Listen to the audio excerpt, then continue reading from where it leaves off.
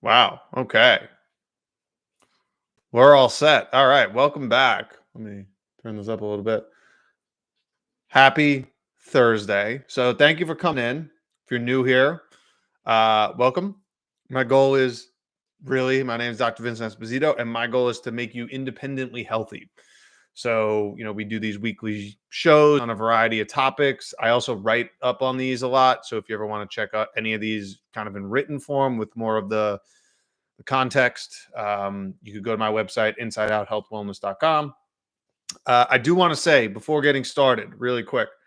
So, I do have a breathwork course that I've worked on with patients, clients, in person, also myself. Um, because and kind of what inspired, I think, this week's blog post, and I've talked about this in the past, but I don't think I've ever written about it in the detail that I would like. Is I had a mild form of light sleep apnea. My wife told me I was snoring, that like I need to use like a not breathing apparatus, but like a device to sleep, not a CPAP, but s- uh, uh, a dental piece that you could put in and it kind of changes where your jaw sits at night. Um, and that always kind of irked me. I'm like, why am I snoring? Why is this going on? Is there a way to fix it? Came across the Oxygen Advantage, or sorry, the Breathing Cure, which is a book by Patrick McEwen. I highly recommend it. A lot of those methods are the ones that I use in my Breathe Easy course and what I've used with other folks. And the results that I got personally with other people have been fantastic. Um, I do not snore or any of that anymore. It took, a few months of doing some of these exercises every day, and a lot of that stuff resolved on its own. Well, with obviously putting the effort in, but it's really powerful, and there's a lot of science behind it to back it up. So, if you want to save yourself, the time and effort, and you want to just get started on it, the Breathe Easy method, it covers that. I give you some of the basic information as far as how it works.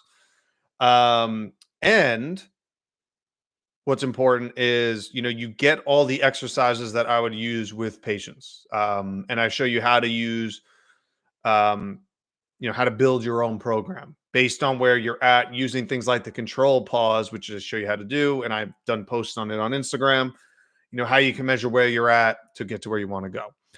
So with that out of the way, um, let's talk about this. So a lot of this comes back to sleep. So we spend about a third of our lives sleeping, and yet most of us don't really give it a second thought. And this is a really big deal because sleep deprivation is one of the, I would say, most significant roadblocks people face to healing, to detoxification, to regeneration.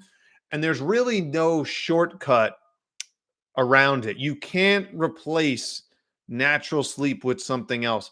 Even medications or using something like melatonin does not actually necessarily, it might put you to sleep, but it doesn't necessarily mean that you will actually get more restful sleep. And that's a really important distinction because, and maybe if you've taken, sleeping medications or melatonin, you might wake up and feel kind of groggy, and you're moving around pretty slow. You're not actually, jumping out of bed, getting ready to, start the day.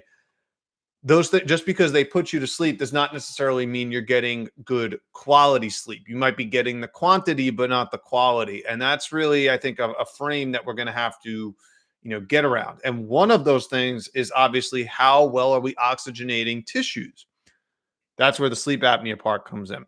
And I think the primary reason that most people do not get great sleep, there's a few reasons. There's nervous system dysregulation, there's hormonal imbalances, which is certainly part of the sleep wake cycle of the light environment, poor breathing patterns. So if you're mouth breathing, we need to figure out why. Nutritional deficiencies, stress, pain, and certainly digestive issues. All of these are potential factors that can play a role in how well you will end up sleeping or not. And there are some signs you can look for. And I actually posted about this a couple weeks ago. I have some pictures, what someone might present like physically if they're not getting high quality sleep. You might see tired eyes, you might see the slack jaw, you might see the dark circles under the eyes, you might see a longer nose. That might show you, hey, like chances are the breathing patterns might not be on track. So, and you know, you can't supplement or drug these problems away. Like if you actually want to get good sleep, you have to start building better habits, better routines, and you can't shortcut it. So, you know, some people I've worked with in the past, I was thinking, you know, of a case more recently. One of the struggles was, you know, potentially losing weight. And, you know, this person was up all night on meetings because she worked for an international company, um, and was up, you know, at meetings 11 o'clock, 12 o'clock, 1 a.m. And I'm like, look, like, if we're making a lot of these changes and you're not seeing that progress, like I think a lot of it has to do with the sleep and the circadian imbalance. You know, you're not getting the sleep at the right times, and more importantly, like you're on devices that have bright lights, and that's going to impact your ability to regenerate, to detoxify, to get this stuff out of your body that needs to come out. So, you know, it's really important, and I understand like we live the lives we live, we have the things we like, but if health is truly something you want to get to the bottom of, you know, you have to be willing to make the changes that are necessary, and sleep, you know, in a lot of ways more so than food, I think is harder for people to change because of the technological environments, of the bright lights at night. Most people don't even think this stuff is real, and ironically, that's what's building it into the problem. And it's a real big deal. So, you know, we talked on sleep disorder breathing.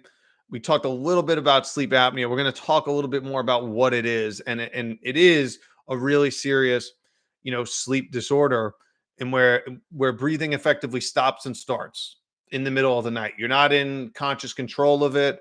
A lot of folks, if they suffer from sleep apnea, they don't even know, and I'm going to get into that, unless you share a bed, you know, with someone. So, you know, it's really tough. But what's important is like if you're not getting quality sleep, you're not oxygenating your body, you're not oxygenating your brain to the level it should be, and you wonder why you might wake up lethargic or achy or stiff or you know, without any energy. And it's because you're not actually getting the oxygen to the places that need it most, to these detoxification organs, which are most active, by the way, at night in sleep.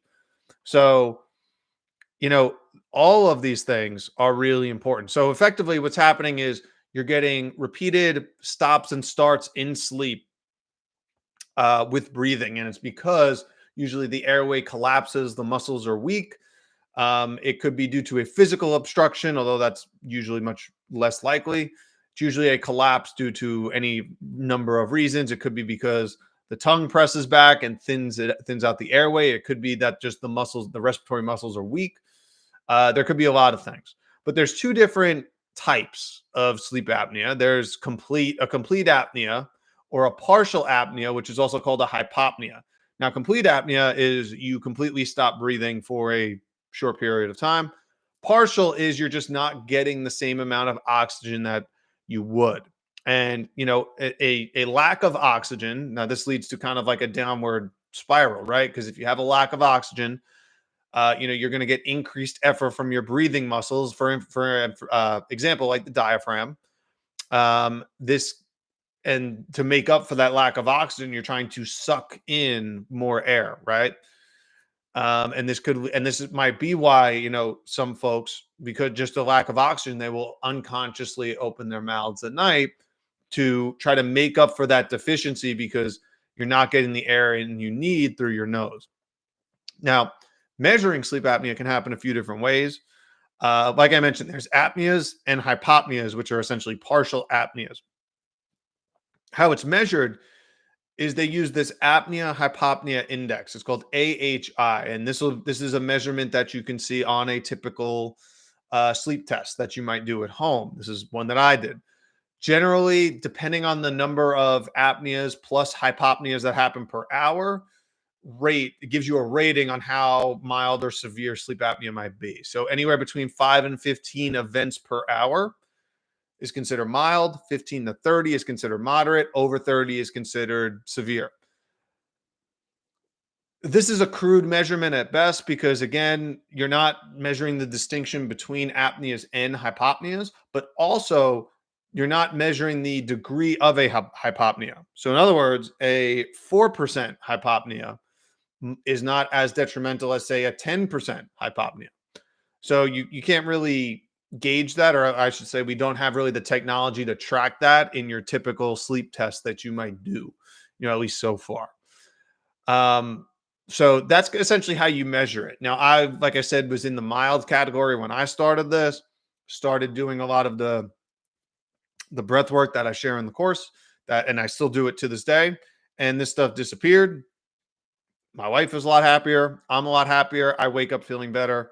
It's great. Now, part of it's going to be the breathing. Part of it's going to be, about the rhythms, right? Circadian rhythm and sleep. So each of us, we operate on 24-hour cycles that are regulated by the sun and the moon. Particularly the sun and light is going to be the trigger for these circadian cycles. That is why I talk about in all these videos, probably one of the most important things you could do for your health is within the first hour of sunrise, get outside and ideally get, as much bare skin, bare eye as you can in the sun, even on a cloudy day. It's raining where I'm at right now, but it is still much brighter outside on the cloudiest of days than it is inside. And you could look this up. You could download a lux meter, on your phone, and you could measure this yourself if you want. But getting that is the signal to reset these cycles, because each individual cell actually operates on a 24-hour clock as well. So, but their timings as far as what they do are different depending on what type of cell they are. So, for example, liver was our primary detoxification organ, right? It is more active at night as far as going through those detoxification pathways. It might be more into glycogen creation and also the breakdown of glycogen during the day, because we need glucose for energy throughout the day. Whereas when we're resting at night, more of that detoxification can take place if you're getting high quality sleep, because you're not just doing that type of stuff. Now, how prevalent is sleep apnea? Now, first of all, now it's more common than ever before. One study found that 9% of women and 26% of men between the ages of 30 and 49 and have sleep apnea. And in the next demographic, sorry, though. Okay, we're back. And the next demographic up, so between 50 and 70 years old, 27% of women and 43% of men also suffer from sleep apnea. There's also some research that suggests that more than 80% of cases remain undiagnosed, which is kind of wild if you think about it. So most people, even though that's a high percentage, you're talking about 4 out of 10 men, almost 3 out of 10 women in the 50 to 70-year-old range. These are all folks that could have that have diagnosed sleep apnea, and most of these cases are undiagnosed. Now, why might that happen? Imagine you perform a job where you need to operate a vehicle. If you get diagnosed with sleep apnea, you are at potential for losing your driver's license. So, that person, if they know that, might not want to go to the doctor or might not be incentivized to do something for that, because might be an issue, right? So that's a big one. The other thing is like the treatment options, at least as far as, what is going on with this? I'm going to turn this on here. I don't know why. I apologize, YouTube, but my Instagram is not working as well as it should. I think we're back. Okay, I think we're back. So that's one reason. The other reason is just that the conventional treatment options for sleep apnea are not exactly exciting. Like, no one is thrilled to potentially have to use a CPAP machine. And in fact, CPAPs also can kind of put a strain on the relationship. If you happen to share a bed, maybe with someone who has used a CPAP machine, I'm sure you might understand. But what's important about the CPAP machines is that they don't actually treat sleep apnea. They do not help with sleep apnea. What they do is they push air into the lung. It's a positive pressure. Whereas when we breathe, it's a negative pressure. It's a sucking, right? It's a sucking motion. So the muscles that are weak, for example, those respiratory muscles do not get strengthened. They're effectively pushed open in the case of a CPAP. So, not ideal. It's effectively a crutch. It is not treating, sleep apnea. Now, some signs that someone might be struggling with sleep apnea or have some issues with sleep that you might want to watch out for. You'll see a receding jaw. Usually, that's accompanied by, it could be also an overbite. You could see an overbite. You could see a narrow or V-shaped dental arches. You could see crowded or misaligned teeth. You could see a high arched palate. If you see excessive erosion of your teeth, if there's GERD, particularly at night, so you get reflux at night. If there's a history of grinding, or you could see, the teeth, especially in the back, are usually kind of worn down from grinding. If there are enlarged tonsils or adenoids, that could be a sign of poor sleep. If you have trouble seeing the soft palate or uvula that kind of sticks down in the back of the throat, that could be a sign of a narrow dental arch. Tongue tie could certainly be a reason. Obstruction of the nasal cavity, mouth breathing, if it's reported or observed, chances are that's going to be associated with sleep apnea. Frequent urination at night, dry mouth in the morning, or sore throat in the morning. Those could certainly be signs. Afternoon sleepiness, carbohydrate or caffeine cravings. That's a big one, that you're not getting, the sleep you should. Um, high blood pressure, especially if it's treatment resistant or persistent. So it's consistently high no matter what you're doing. Depression, anxiety, erectile dysfunction, obesity, or an inability to lose weight. All of these can actually be signs of sleep apnea or poor sleep habits. And again, you might be thinking like, well, everyone's has one of those things. And, if you're the typical American, chances are that's true. The problem is, if you're struggling with these and you haven't seen any progress, or maybe not the progress you were hoping for, like, we have to take that look inward and realize how are we breathing, right? Because that's going to be something we're doing from the moment we're born till the moment we move on, right? So having or building, re-educating, relearning proper nasal breathing patterns are going to be ideal, or really non-negotiable. And it's just so many folks, I think, in this field don't talk about it too much, because I think there's only so much you can do. Like, it has to be, as a patient, you have to be an active participant. And we're going to go over some exercises, as we get a little further on here. But you also need to, it a lot of these symptoms are vague, right? There's nothing specific really that's like, oh yes, this is the thing that sleep apnea or poor sleep is associated with. It's all kind of in a collective bunch. So that also makes it a little bit trickier. But what I've seen, again, like, if you actually take some of these exercises, and we're going to talk about them in a little bit, seriously, and I see positive changes. Generally on average, you'll see some positive change within the first 1 to 3 months, assuming the person can perform these exercises for like 10 to 20 minutes a day. That's what it takes. Um, you know, that's what it takes to get better.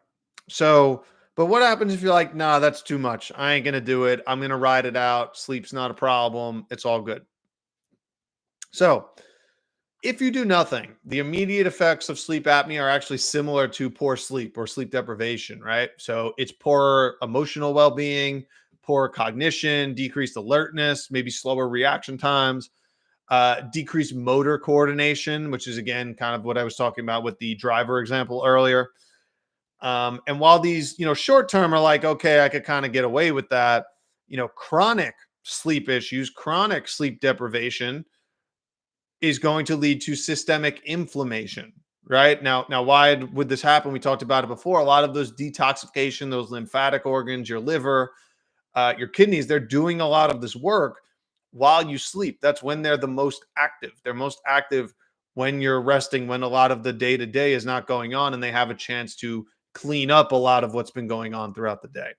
So you'll see a lot of the chronic ailments that are associated with higher levels of systemic inflammation. You could check that through high sensitivity CRP, C-reactive protein, homocysteine.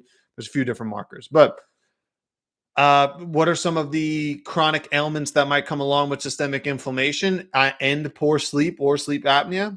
Obesity, stroke, heart disease, diabetes, Alzheimer's, other neurological challenges, shortened lifespan, dementia, and more. And as I'm reading these, like these are the things that most folks struggle with right now.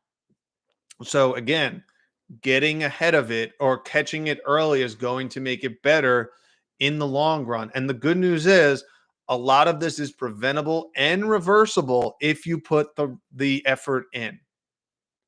And I'm only saying this is because I experienced it myself and I've helped others experience it. And more importantly, I see the difference when I've worked with people who say maybe don't do it, don't do the exercises as recommended, or don't do it as often, or are kind of, oh, I'll do it 2 days and then I'll miss three. And you don't see the same progress as someone who actually goes through it and does it. So, to me, that's it's crucial to get to the bottom, and it's something, again, the earlier you can get on, it's going to pay dividends for the rest of your life. So snoring, so there's generally two different types of snoring. There's mouth snoring and there's nasal snoring. So mouth snoring is probably the thing that most folks are familiar with. You get that vibrating of the soft palate, it makes that noise. One of the things, that's really helpful maybe for some folks getting started could be mouth tape. So there's two types of mouth tape that I like, and I don't use it personally every night anymore because I've improved some of this, but I think it's a great tool kind of while you're getting started.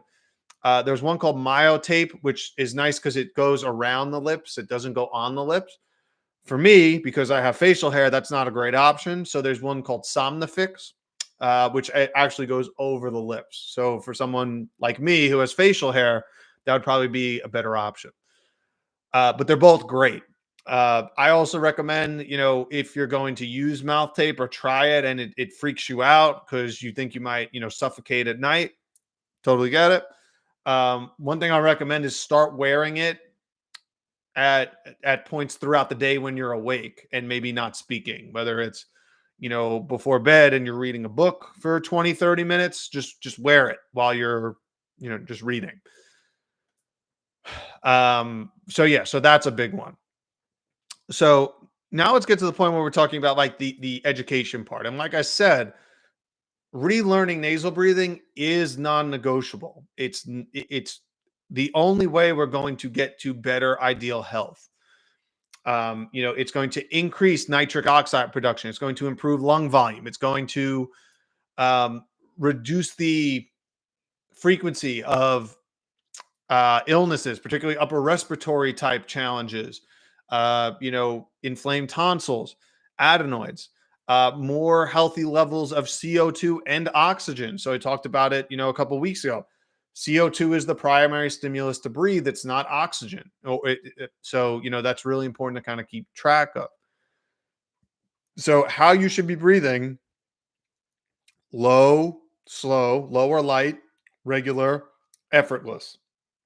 Ideally, you should get to a point where you can't hear or eventually feel your own breathing. So at least while you're, sitting, walking around, doing your regular day-to-day stuff. So, it takes some time, but you can get there. Now, the measurement we use to measure this, and this was on last week's blog, is the control pause. So, you take a breath in, you take a breath out, you hold your nose, and you get a timer. You could use your phone, you could use a watch, whatever. And generally speaking, if you have a control pause of under 20 seconds, that's associated with some kind of chronic health concern. It could be any of the ones I listed above. It could be sleep apnea, etc. So it could be any of those. Generally, 20 is the breaking point where you start to see real improvements. So, and usually a good improvement in the control pause is about 1 to 2 seconds per week, assuming you're doing the exercises. So when I started, I was probably around, I don't know, 22, 23, and I got above 40. But by the time I got to about 30, I noticed my sleep was a lot better. I was waking up with more energy. And again, as someone who's up in the morning, that's important. And, not relying on caffeine. Now, there's a couple exercises I want to go over, real quick, um, so you can kind of help. And one's going to help with breathing light. So I'm glad this is video because I can kind of show you how to do it. So, it starts with your going through your normal breathing pattern. And then at some point, what you're going to do, and you could do this sitting down, you could do this standing up, you could do this sometimes lying down and you flex your knees. So you have your feet on the floor and bend your knees. So you could feel your belly move up and down. I think that's a good cue for people. But what you do is you take a finger, you put it under your nose, and you start consciously slowing down your breathing. Now, ideally, you want to get to a point where the exhale is about 1.5 times the inhale. So what does that mean? If I breathe in for 4 seconds, the exhale is going to be about 6. And that would be a really good rate because ideally you want to get to a normal, natural breathing rate of about 6 to 8 breaths per minute. So that would be, one full breath cycle is about 10 seconds, somewhere between 8 and 10 seconds. So, you take a breath in, slowly breathe out. And while I'm doing that, I have my finger right above my nose because then I could feel the air coming in and out. So if I'm doing a big inhale or a hard exhale, I'll feel that warm air. And that's my cue, like, okay, I need to slow it down. I need to back it down a little bit. I need to, be a little bit more quiet, calm with it. Now, ideally, you should do this for up to 5 minutes straight. If you need to take breaks in between, especially in the beginning, that's totally fine. Just build up to 5 minutes over time. And you can take a break, 30, 40 seconds and then come back. But your cadence should be about 6 breaths per minute. So about 4 seconds in, about 6 seconds out. And you go through that for up to 5 minutes, and that would be a full rep. So really easy to do. Again, you could do it sitting, standing, lying down. All of it is going to be really useful, but it teaches you how to breathe lighter. And then throughout the day, you can become more cognizant of it, become more aware of it. And throughout the day, you'll start to notice changes, but take the time to do it. A couple things you might want to be aware of are certainly like your posture, right? So you want to sit tall or stand tall. Imagine the top of your head, the crown of your head is being pulled up straight by a string because you want to have good ergonomics. You want to make sure you're sitting in proper alignment with your spine in the right place. Ideally, your ear canal should be right over your shoulder. A lot of us have forward head carriage. That's going to make it really harder to breathe. That's actually going to put a lot of strain on the breathing muscles and inhibit our ability to get the amount of air or oxygen, I should say, we need. So if that's something else, that's something else to work on or look into. You want to make sure that you keep your shoulders back. You want to make sure, again, you're standing tall and straight. Again, picture the tip of your head being pulled up, right?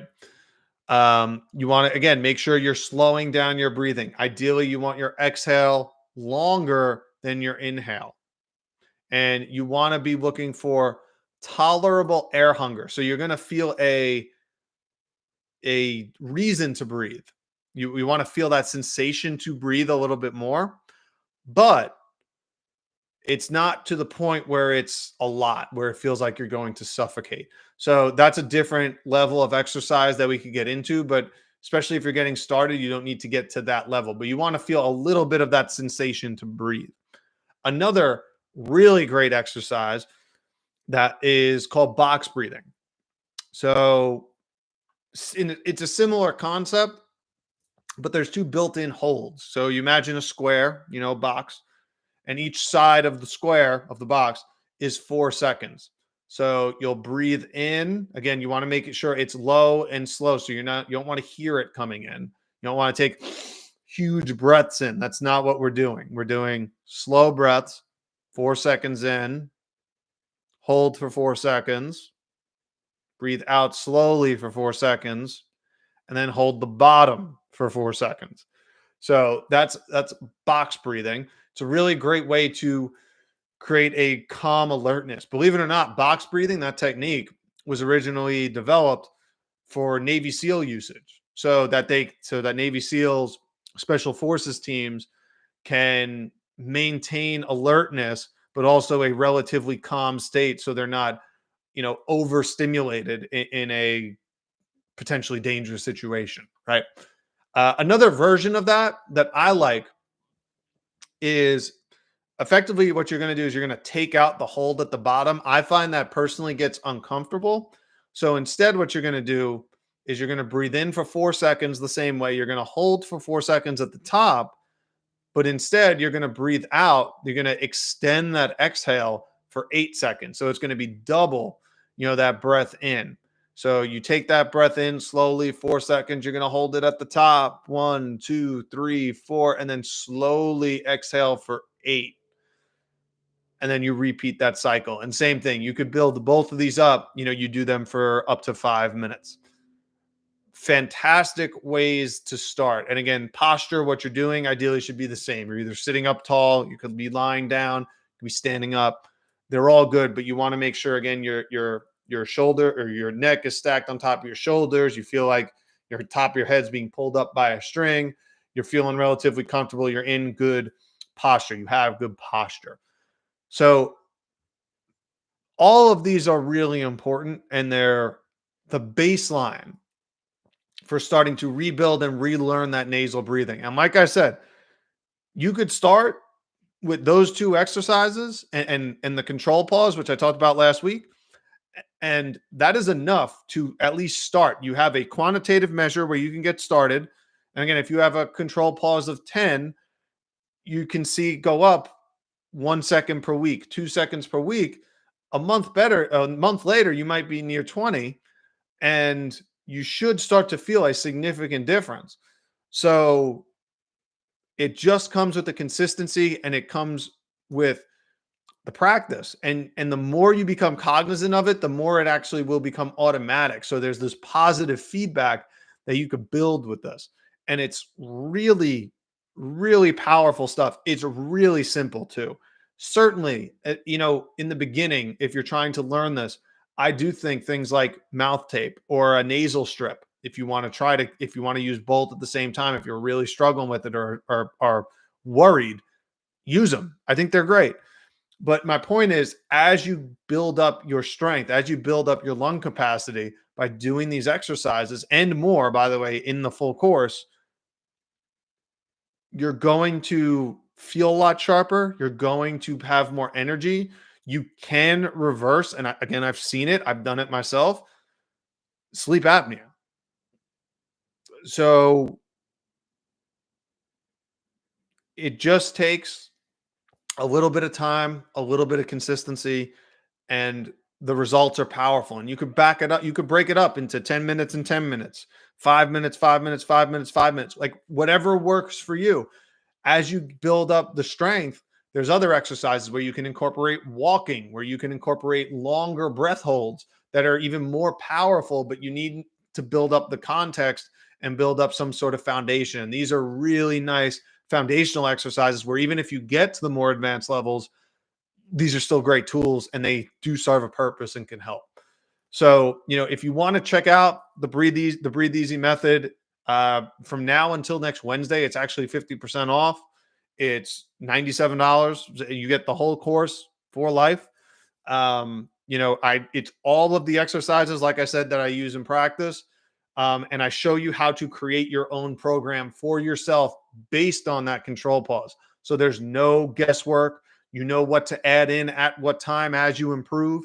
And again, like for anyone who I see that struggles with sleep or struggles with snoring or has been told by maybe a loved one that, hey, like, you're making a lot of noise at night, foundational stuff, because the quality of particularly the air we bring in, the oxygen we get in, affects how well our mitochondria work, affects how well all of our organs work, affects how much our brain works, how well our brains work. So, you know, it's totally worth it. It's something that we're all going to do, for the rest of our lives.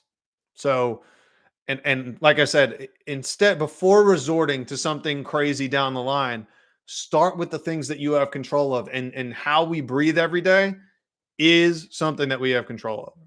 So again, if you want to check it out, the link's in my bio for the Breathe Easy method. Next week, we're actually going to be talking about the do's and don'ts with red light therapy, at least generally speaking, because I've been getting some questions on that. So that'll be next week. And then we're going to talk about maybe some injury stuff. We'll see. But I hope you guys have a wonderful weekend. Learn how to become independently healthy. If you haven't signed up for the newsletter yet, the link's in my bio. It's free.